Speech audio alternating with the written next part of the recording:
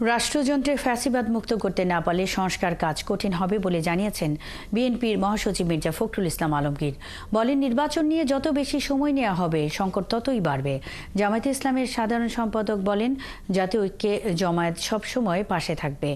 Zonayed Psaki বলেন, দেশে বর্তমান রাজনৈতিক বন্দোবস্তে চলতে পারে না। হাবিব রহমানের প্রতিবেদন।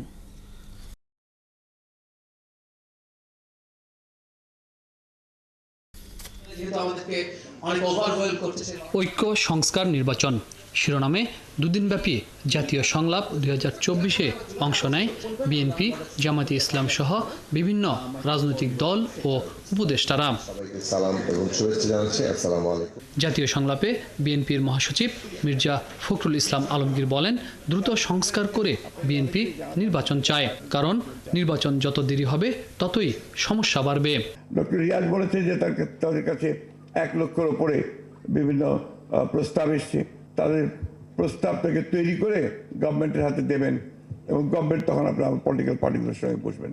ওনারাই যদি আগে পলিটিক্যাল পার্টিগুলোর সঙ্গে বসতেন আরো ভালো হতো, এটা আমার কাছে মনে হয়। আপনি এগুলো ইমপ্লিমেন্ট করবেন কাদের দিয়ে? আপনার প্রশাসন, ইয়োর গভর্নমেন্ট মেশিনারি, সেই গভর্নমেন্ট মেশিনারি তো পুরোপুরিভাবে এখনো ফ্যাসিবাদের আপনার মধ্যে আছে। জামায়াতে ইসলামের সাধারণ সম্পাদক বলেন, সংস্কারের জন্য সময় দিতে চায় জামায়াত। একটা সুষ্ঠু নির্বাচনের জন্য যে সংস্কারগুলো মিনিমাম প্রয়োজন সেগুলো সম্পন্ন করতে সুযোগ দিতে হবে, তারপরে একটা অবাধ, নিরপেক্ষ, ক্রেডিবল, ফ্রি এবং ফেয়ার একটা ইলেকশন সম্ভব। গণসংহতি আন্দোলনের প্রধান সমন্বয়কারী জোনায়েদ সাকি বলেন, প্রতিটি ক্ষেত্রে ভারসাম্য আর জবাবদিহিতা নিশ্চিত করতে হবে।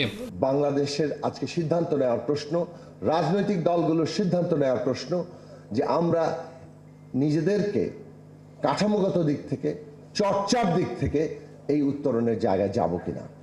ফ্যাসিবাদ যেন ফিরতে না পারে সেজন্যই ঐক্য ধরে রাখতে হবে, রক্ষা করতে হবে জাতীয় পতাকা। সমস্ত ক্ষমতাকে সংবিধানে সংসদ সদস্যদের প্রতি দেয়া থাকবে, নাকি স্থানীয় পর্যায়ে স্থানীয় সরকার ব্যবস্থা গড়ে তোলা হবে যেখানে সাধারণ মানুষ, বাংলাদেশের খেটে খাওয়া মানুষের অবস্থান থাকবে?